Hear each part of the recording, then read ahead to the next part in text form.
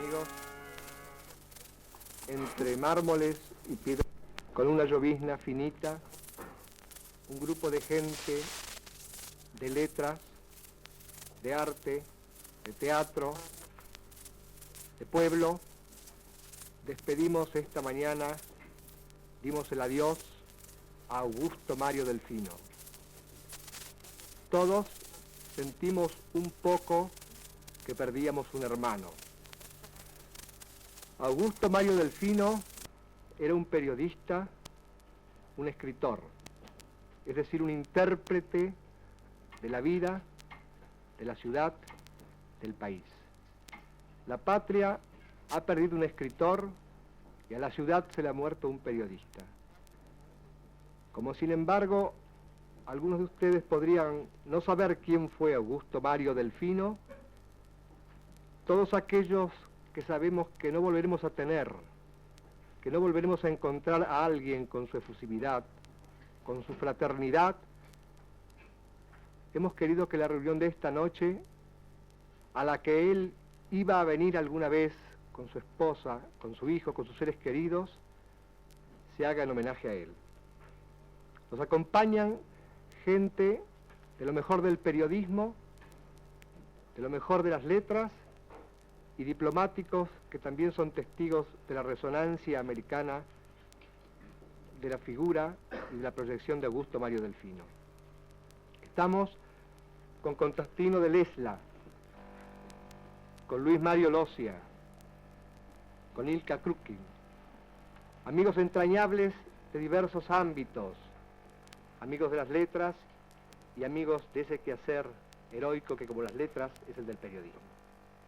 Ustedes, Constantino, Luis Mario, como gente de la nación, fueron los últimos en convivir con Augusto Mario Delfino. Háblennos de eso. Es muy difícil definir a un hombre que fue, antes que nada, un alma. Porque si bien es cierto que se trabaja con el cincel, con el pincel o con la pluma, con lo que de verdad se trabaja es con el alma, que es el eje ígneo del cuerpo. Augusto Mario Delfino puso su alma en nuestro oficio, dándolo todo a las causas nobles. Tenía el dominio, sobre todo, del idioma. ¿Hacía muchos años, Constantino, que se conocían ustedes? Nos conocimos en el año 1939. Yo regresaba de Europa, de vivir una tragedia, una guerra, y él, no voy a decir que fue espectador de esa tragedia porque también la vivió a la distancia.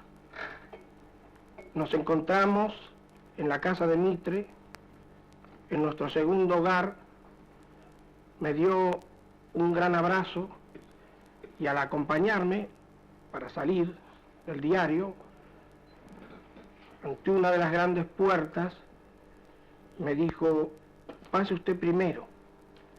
Yo le cedí al paso a él y me dijo, bueno, comprendo la duda, porque usted sabe como yo que un periodista debe ir siempre atrás por si pasa algo. Pero en este caso, salgamos los dos juntos. Y Luis Mario Locia, ¿cómo en otra época, en otro momento? Bueno, mi contacto con Delfino es inicialmente un contacto literario que después se transforma en una camaradería de profesión. Delfino comenta mi primer libro, ¿verdad? Entonces yo me acerco a Delfino a agradecerle el comentario y con esa generosidad suya, que después la conocí para tantos otros hombres jóvenes, bueno, me recibió, me ofreció su casa, conocí a su mujer, conocí a su hijo. Entró en ese mundo maravilloso de la intimidad. Entré inmediatamente de él, como tan fresca, tan noble. Como tantos en sucesivas generaciones o promociones de escritores creo que muchos de nosotros que hemos llegado a ser amigos de Delfino, nuestro primer contacto fue a través de un envío fraternal o de un hermano mayor, ¿verdad? Hacia la gente que empezaba a hacer una tarea de esta índole. ¿Y a través de qué episodios tuvieron ustedes, de qué hecho, de qué suceso acaso casi pasajero tuvieron ustedes, incluso Ilka Krupkin, que ya lo conoció en el año 22? No, Ilka lo conoce del año 22, Del año muchos 22, años. claro. ¿A través de qué sucesos tuvieron ustedes la sensación de toda la humanidad, de todo el calor, de todo el énfasis humano que Augusto Mario ponía en su propia vida? Precisamente yo lo conocí a Delfino al poco tiempo de llegar él de su tierra natal, Uruguay, pero hizo muy bien hoy Pedro Larralde en decir que la patria perdió un bien, porque el Río de la Plata constituye una sola patria. Él llegó aquí, ingresó en el diario de Laínez como cronista, y las primeras crónicas de él fueron las que hicieron también, las que constituyeron también sus primeras armas en el periodismo, de otros poetas como Corro de Itururo, simultáneamente para esa época, y Roberto Ledesma, y el dramaturgo Echelbaum, y yo, que hicimos crónica de policía.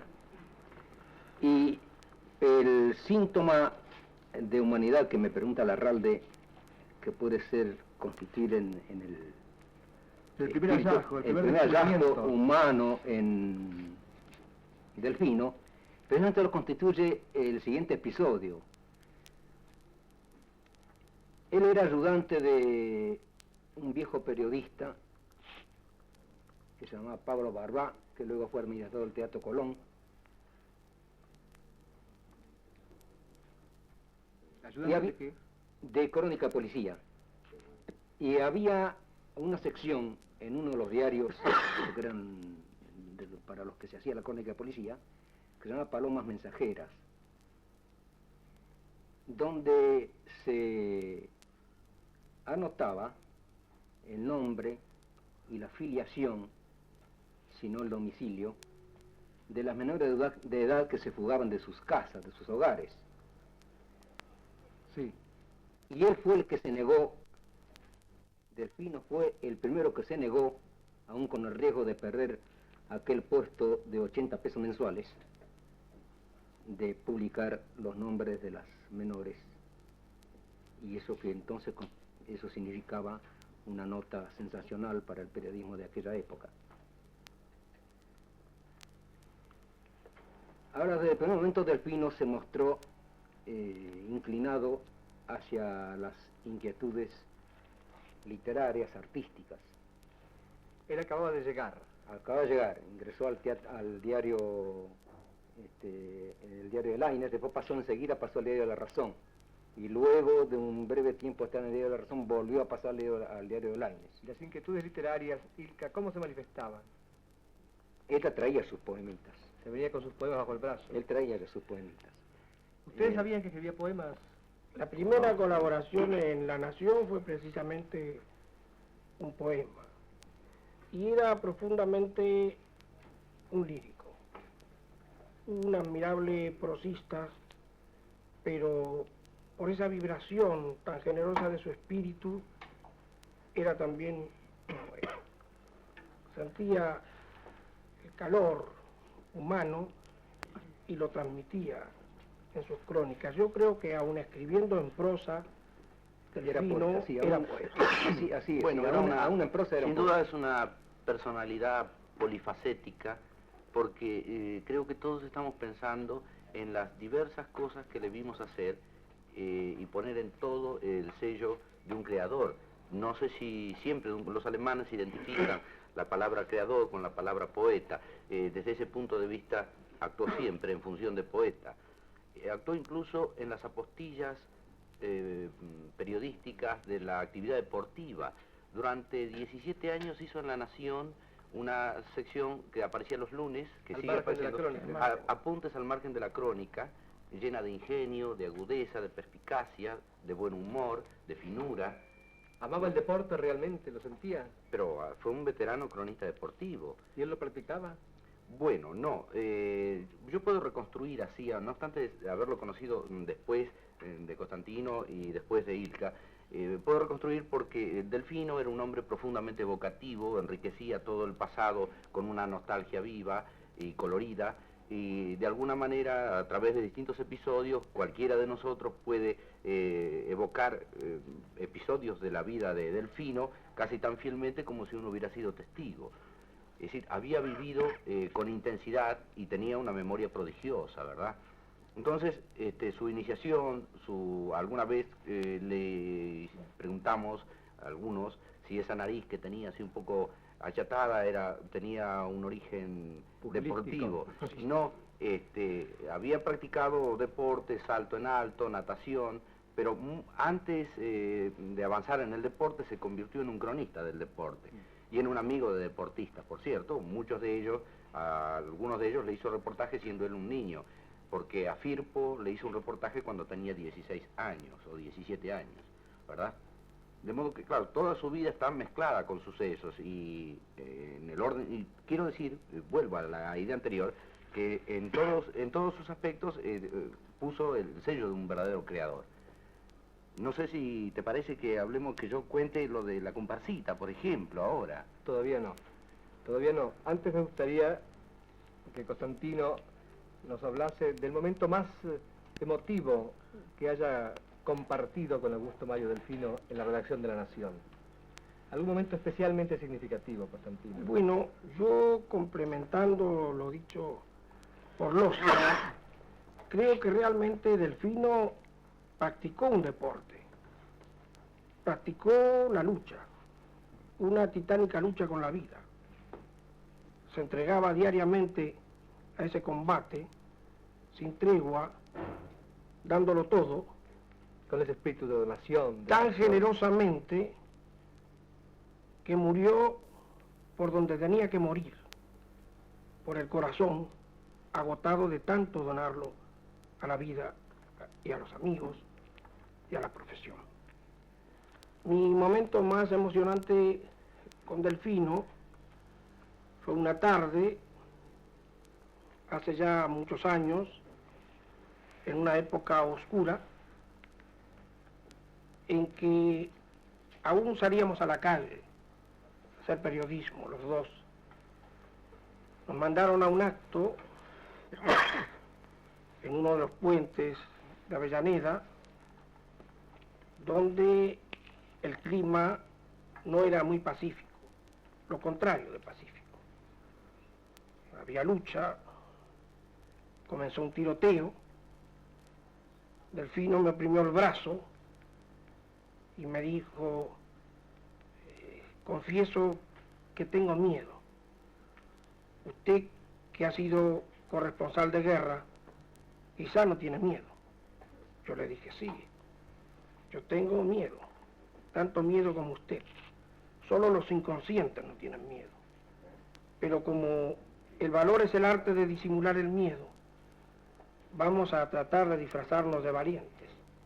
Y él fue el que dio el primer paso hacia adelante para que siguiéramos haciendo la crónica.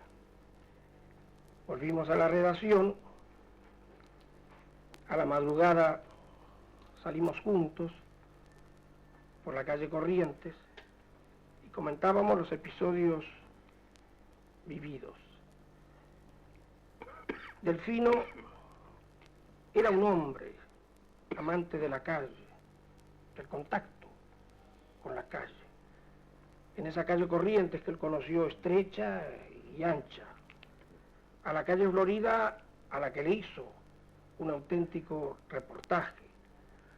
De la calle más larga del mundo era también un enamorado, de la calle Rivadavia, de la que un día dijo que no era una calle sino un largo látigo azuzando al oeste hacia la Pampa, como un gran recero. Pero indudablemente la calle que él más amaba, yo creo que era la calle Lavalle.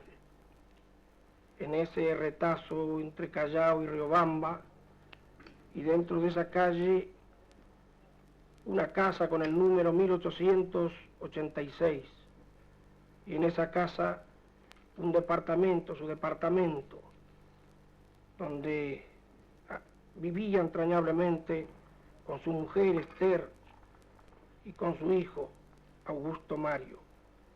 Y creo que de todas las brillantes crónicas que ha hecho Augusto Mario Delfino, ninguna tan sentida como los homenajes que rendía a su mujer al evocarla y ese amor entrañable a su hijo, que fue una verdadera devoción de su vida.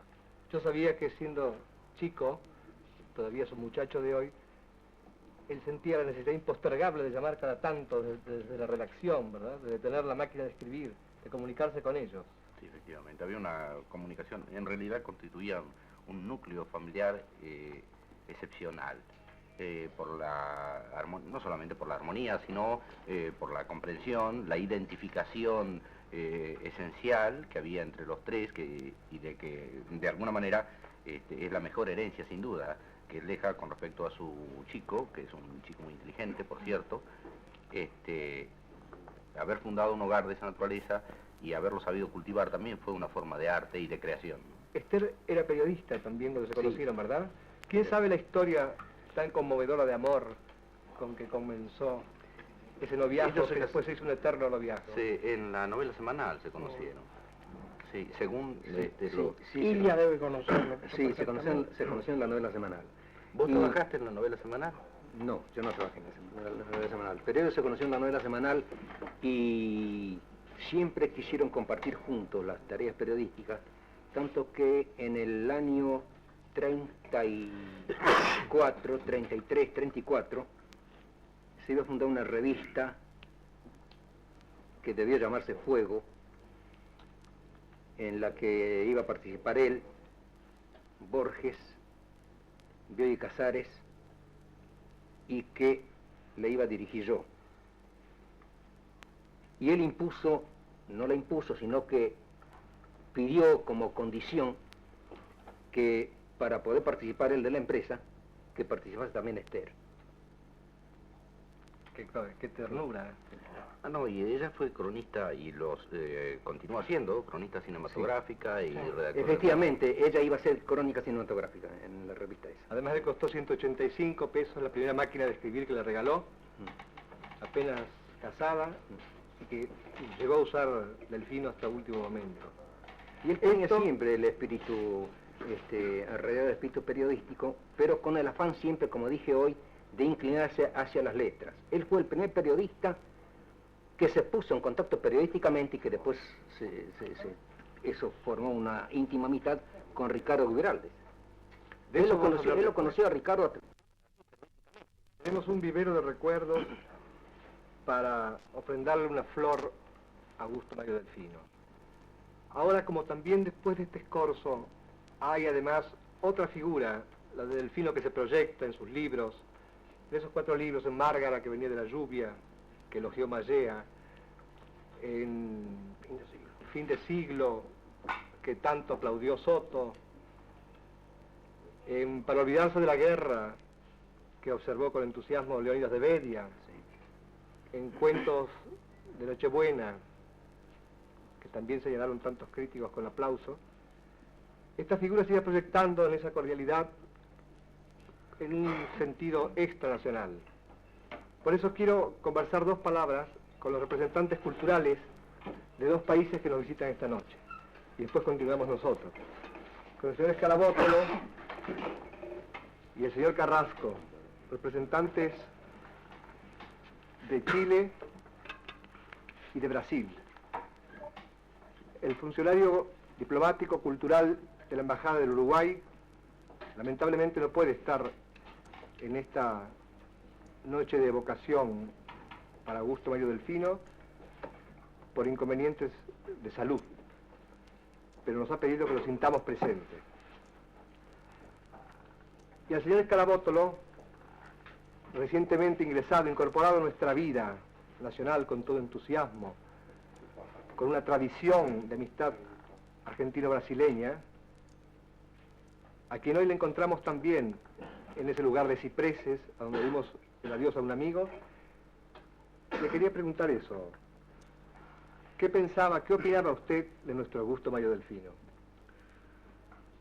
Yo tenía Augusto Mario Delfino en gran cuenta.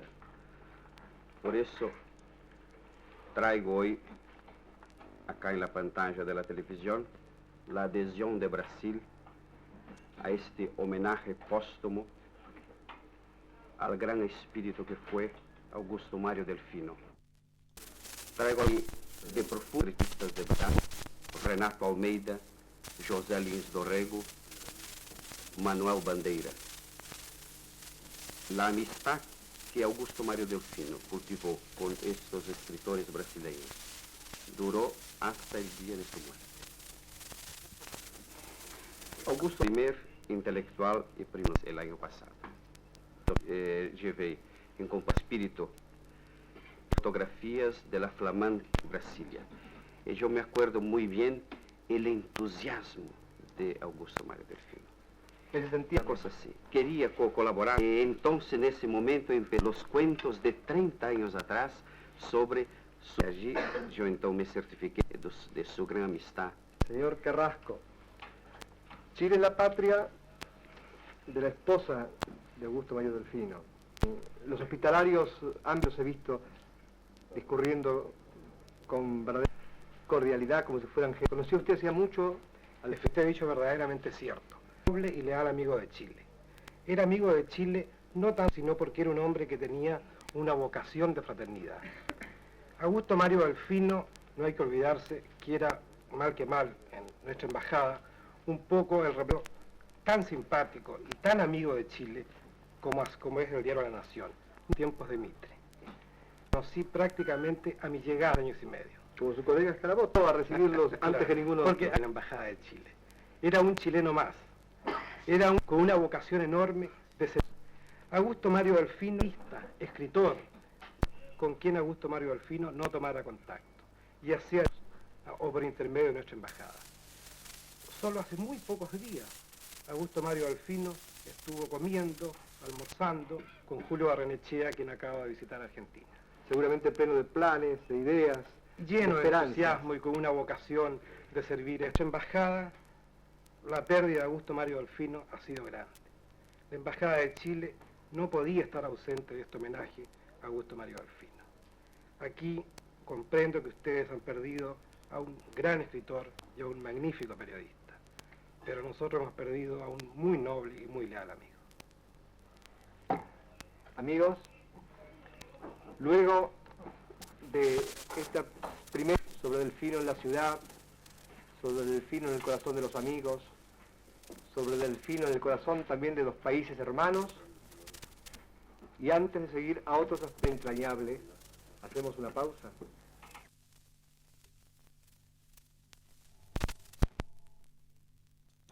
Entre los caracteres del hombre que fue Delfino, hay uno muy especial, muy característico. Ha sido quien a generaciones de mayores, de coetáneos y de hombres más jóvenes que él, impulsó a escribir, les infundió un ánimo especial. Acá tenemos personas, amigos que esta noche han querido testimoniar, y los escritores Marco de Nevi y Jorge Masciangoli. Ellos nos van a comentar, van a recordar con nosotros el momento en que, conociéndolo a Delfino, le significó el empuje importante que todos precisamos para empezar a escribir. De Nevi, ¿cómo fue esa circunstancia? Bueno, siendo la vida de Delfino una vida tan rica de vidas, parece lógico que en el historial de Delfino haya tantas anécdotas, y algunas emotivas o pintorescas ya la han contado esta noche. Pero yo tengo una anécdota que dura 6 años. Los 6 años de mi amistad entrañable con Delfino, con Esther y con el hijo. Yo creo en el amor a primera vista, pero más creo en la amistad a primera vista. Y mi amistad con Delfino fue eso, una amistad a primera vista. Y todavía más, fuimos amigos casi antes de conocernos. ¿Cómo puede ser eso? Claro, él había tomado con mucho cariño el concurso Kraft de novela. Cuando se abrieron los sobres, o el sobre donde estaban mis datos personales, y salió a relucir este nombre que era, y sigue siéndolo, equivalente a Don Nadie. Dijeron, bueno, ¿quién es Marco de Nevi? Entonces uno de los presentes le dijo, che, Delfino, vos que conoces a tanta gente joven, ¿no conoces a este, Marco de Nevi? Y Delfino dice, no, no lo conozco, pero un momentito, voy a ir a la guía telefónica. Va a la guía telefónica y ve de Nevi Rodolfo, que es el nombre de mi familiar que figura en la guía, coincide la dirección y entonces llama por teléfono y pregunta por mí. El familiar que lo atiende le dice, en este momento no está Marco de Nevi. Bueno, pero usted no puede decirle que ganó un premio. Bueno, pero ¿qué premio? Un premio literario. No, no puede ser. Pero, ¿usted no sabe si escribió una novela? No, naturalmente no, porque yo no había dicho a nadie que había escrito la novela. Ah, no, pues apúrese y dígale que ganó el premio Kraft. Y ya mismo, en ese momento, Delfino comenzó, con esa generosidad espléndida que tenía, comenzó a preparar ese camino de amistad, de calor, de apoyo, de estímulo, con el que me siguió rodeando hasta antes de ayer. Al día siguiente quiso verme, y apenas nos vimos, supimos inmediatamente que éramos amigos. Y seguimos siéndolo después, durante 6 años, en todos los momentos, en todas las circunstancias, a tal punto que, como ayer recordábamos con Esther Delfino, en el último reportaje radiotelefónico que le hicieron, habló más de mí que de él. De modo que los amigos que tanto lo queríamos, Fanny Escurra, Masciangeli y yo, y todos ustedes y todos nosotros, ayer, a partir de ayer, nos hemos sentido como empobrecidos. Era una virtud, y conquistar su aprecio era un premio. Parecería como si de pronto una mano así alevosa y aleve, insidiosa, como siempre la mano de la muerte, nos hubiera robado algo, y lo que es peor, nos ha robado algo que no tenemos con qué reemplazarlo. Fíjese usted que la primera persona que me habló a mí de Rosaura a las 10 fue casualmente él. Sí, él siempre decía que Rosaura a las 10 nos pertenecía a los dos. Yo como autor y él como el padrino. Pero el padrino en el buen sentido de la palabra. El padrino en su acepción de el que guía, de el que abre las puertas, de el que apoya, del que enseña. Y cuanta obra, cuanta línea yo publicaba, sabía que al día siguiente iba a tener el llamado Delfino diciéndome, Marco, acabo de leer un cuento, me pareció espléndido. Cuando recibí el premio Life, la primera felicitación de quién fue, de los 3 Delfino. Y cuando después leyó la obra, me mandó en el membrete de La Nación, otro nombre que nos unía, me mandó una carta tan espléndida que siento mucho no haberla traído para poder leerla. Porque allí está retratado de cuerpo entero un escritor que sentía como el mayor triunfo, el triunfo de los demás. Y usted, Masciangeli, ¿cómo influyó en su expresión literaria Augusto Mario Delfino? Delfino, como Abelardo Arias y Ernesto Sábato, forman la trilogía, diría así, de los seres humanos, para mí, antes seres humanos que escritores, que me alentaron, me estimularon muchísimo e incluso me ayudaron. En el caso particular de Delfino, tiene el mérito, o tiene mi predilección, por el hecho de que le debo a él mi primera publicación. ¿De qué manera fue esa deuda? Había presentado, por intermedio de Abelardo Arias, gran amigo de ambos, me había pedido a Abelardo un cuento que le había gustado mucho y se lo presentó Delfino cuando él era director del Hogar, a fines del año 58. Luego supe, porque el mismo Delfino me llamó para citarme, que apenas leyó el cuento, en el término de 2 días mandó componerlo y publicarlo. Quiso conocerme. Y lo conocí personalmente, por supuesto, literariamente yo lo conocía y él no. cuando en esa primera entrevista asumió una actitud muy paternal. Y de pronto, como ha dicho de Nevi, de pronto ante un amigo a quien ya conocía, y además un poco ante un padre, porque asumió ante mí una actitud paterna, entusiasmado con el cuento, que por otra parte recordó siempre, y en cuántas oportunidades nos vimos, y recomendó a todos a quienes encontraba, y que tuvo siempre sus preferencias, me alentó, me estimuló y creyó en mí desde el principio, desde esa primera entrevista. Luego tuve varios encuentros con él, encuentros importantes, diríamos, en los cuales tuve oportunidad de conversar y de Pero eran intimar. encuentros tras un escritorio, o él lo buscaba como le gustaba, No, por la fueron, calle, andando, sí, fueron, viendo realmente siempre fueron la vibración de la circunstanciales, calle. siempre fueron espontáneos, pero en todos esos encuentros, luego tuve otros muchos más circunstanciales, aún más breves. En esos encuentros era donde tuve oportunidad de comunicarme con él y de confirmar la impresión que me había dado la primera vez, que había recibido la primera vez, de que me encontraba ante un verdadero amigo, a quien además no era necesario ver siempre, porque Delfino era, en el primer momento de encontrarlo, era como siempre, y me hacía pensar un poco en la identidad de la piedra, que es en la periferia ya un poco su propio corazón, o en la del agua, cuya piel es la misma de su profundidad. Era de una sola pieza, por lo tanto era así desde el principio y siempre así, a pesar de no comunicarnos demasiado. ¿Les instaba a ustedes a escribir? ¿Les reclamaba obra? Sí, era muy común que, por ejemplo, cosa que no es común, pero sí lo era en él, era ya su hábito, el llamar y decirnos, bueno, ¿y qué esperás para mandarme un cuento? Pero hace 3 meses que no me mandás nada para publicar. ¿Y qué esperas para escribir otra obra de teatro? ¿Y la segunda novela? De manera que a mí me ocurrió escribir un cuento que no tenía la más mínima idea de escribirlo, ni el menor propósito. Y escribirlo nada más que porque Delfino me lo pidió.